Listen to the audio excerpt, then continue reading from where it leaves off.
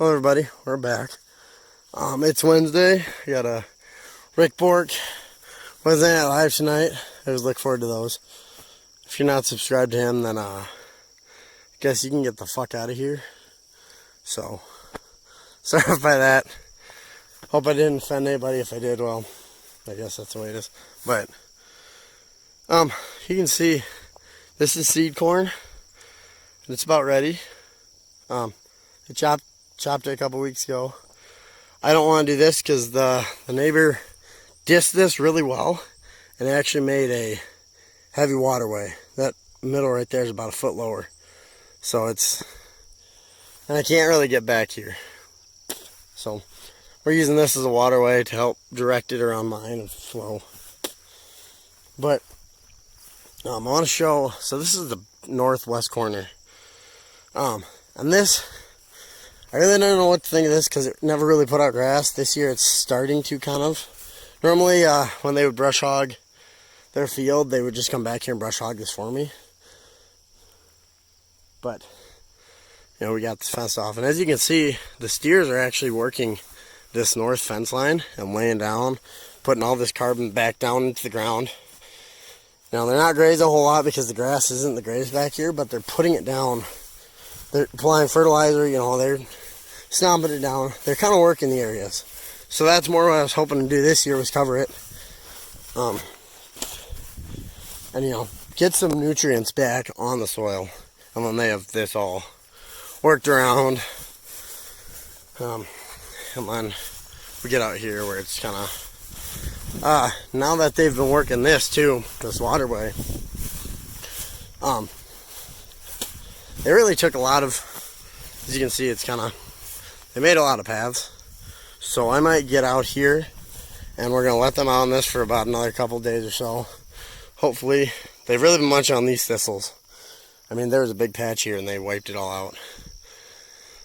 So we're going to let them work their way. They're going to lay down. They're going to work this out. But we may, since we got a bunch of itchweed coming in, we may, I think that might have been another cowboy. Yeah, I can't believe it. But they enjoy their time out here. They have that built up. This is where I did my urgent path. We are going to get the brush cutter and brush cut all this. Brush cut all this. And get all these weeds knocked back down. And put them out here just when that grass is coming up to really give it a final shot. We'll probably, being as this will be more grazed, they'll have all the tree lines worked out. We may end up, you know, graze this off, section it, and then maybe graze, I don't know, well, maybe split this in two, or when we graze that north part, swing this down around this fence and give them more on that north side to work with. And let them really come around here and let them really have all this wooded area, and then we'll have this stuff coming in next. But we'll give it another, you know, 25, 30 days rest. That's what I'm learning from Greg Judy. Give it a 30-day rest. So, and you know, a lot of this is just rolled over, matted down. That stuff needs to come down. But the steers really did a number around here.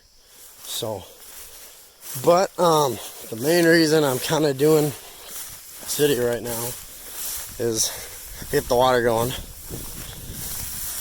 So today I went and checked my hay field. I checked it yesterday and it was not. So what was laying it where I cut, there's actually more there than I thought. But what was laying where I cut, that was still wet.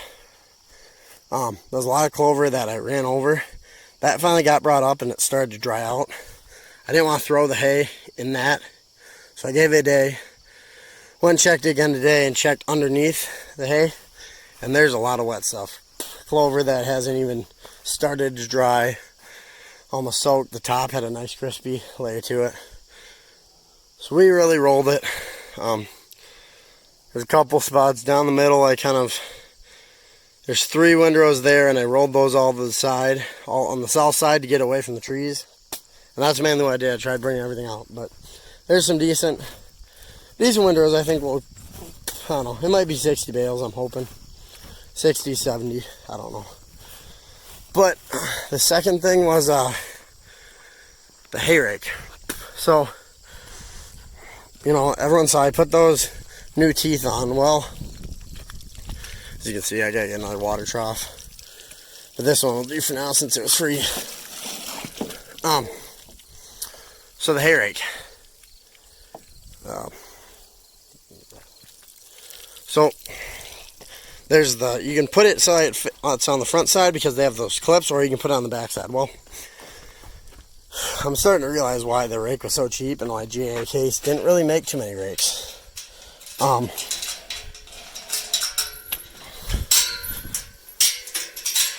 Yeah, lawn's a little tall. I gotta get that mowed too. Sorry about that if it was a little noisy. Much better. But, by the way, for anyone, if they're saying that water holds more than enough, keep it through the day, so I'm not too worried about it. Sorry about that.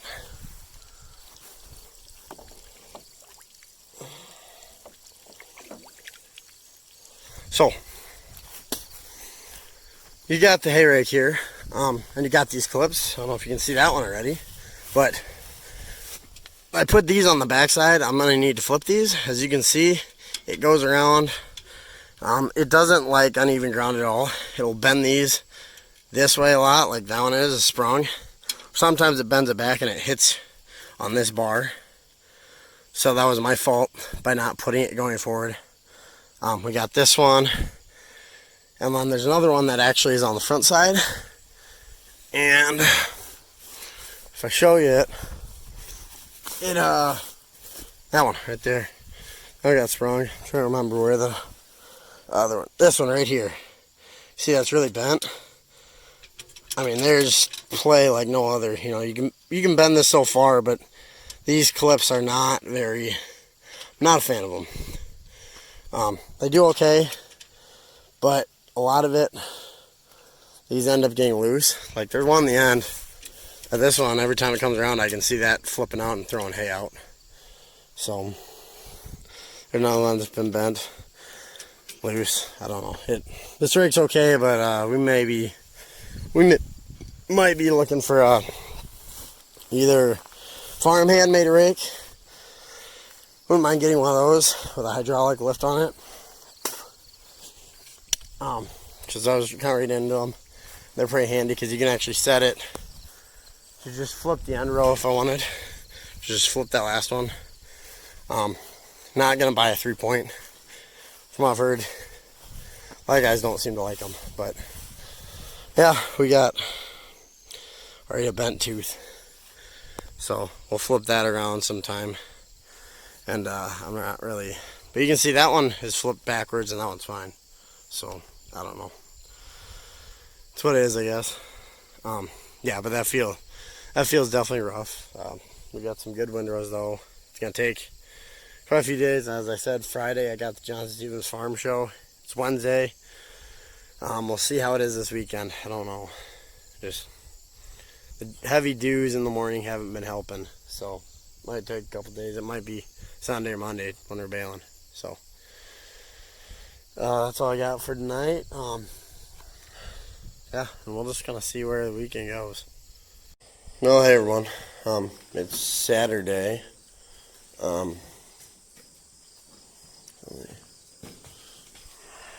We got Dum Dum laying in the bunk there.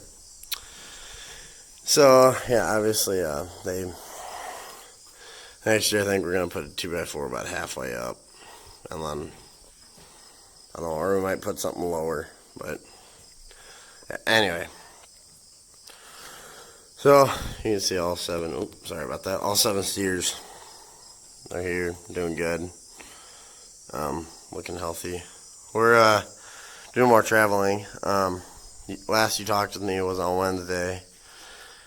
Thursday didn't do anything, just rested up because I knew it was going to be an early morning for me on Friday. So yesterday we went to the Johnson Stevens Farm Show.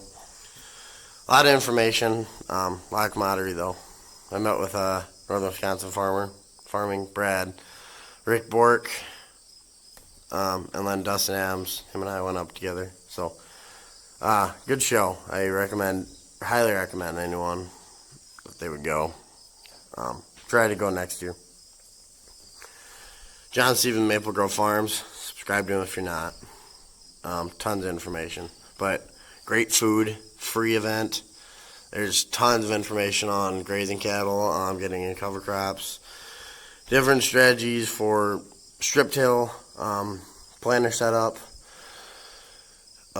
just anything and everything that deals with soil health and managing land and putting nutrients back on the land to stay in and help your soil become better. So at that show, I also got a grazing stick, which, if you know what that is, I'm pretty excited about that. Just gotta look into how to use it all. And then I also got a Shane Holst, which I'm not gonna show it, but then coming back down, we stopped at Shane Holst Dairy Farm and talked with him for a while, which was awesome. Second time I met him. And got my shirt from him for the wagon count contest. So, yeah. Definitely excited about that. But, yeah, we're going to be busy this weekend, so I don't know. We'll see what happens. My hay got rained on again. So that's kind of why no plans. We got it probably 3/4 of an inch rain again. I checked it last night and it was almost on the dry side. There's some stuff underneath that was still a little green. Figured if we didn't get rain today, we had a good dry day today. That grass was lifting it up, it would have dried it out, but that's the way it is. So I'm telling my neighbor, he can rake it and bale it and just pay me for what it's worth, because it's not pretty brown. It'll be pretty brown, so more of junk hay. He needs it for his cattle. It might be for these guys, I don't know. He was thinking about buying them, but yeah, it's what it is. So thanks everybody for watching, and we'll see what happens. See what happens over the next couple days. Well, hey everybody, Monday, just kind of gonna do the usual. I've kind of been thinking, I didn't get anything really done. Steers have done. I left them out here longer so they could knock a lot of this back. Just totally demolish a lot of this, open it back up. But I've been thinking, we had this rained on hay, and I've had last year I had quite a few wet bales. There's just steers, but I had quite a few wet bales. The year before, when I tried baling this, it was too wet. So I think thought maybe I'd get by with a tedder, but I think maybe a tedder might be possibly in the future. Definitely a time saver. That if I had a tedder, I could have tedded out, had my hay fixed, and would have been good to go. So I don't know. We're getting regrowth in this stuff too, and then this is all coming back in. But yeah, that's about all I got. Like I said, check out this channel if you haven't. Shane Holst Dairy, Dustin Adams, Northern Wisconsin Farming, John Stephen Maple Grove Farms, Rick Bork. Yeah, those are big ones. They definitely deserve the support. So, once again, just want to say thanks for watching. Remember to like, comment, subscribe, and we'll see you later.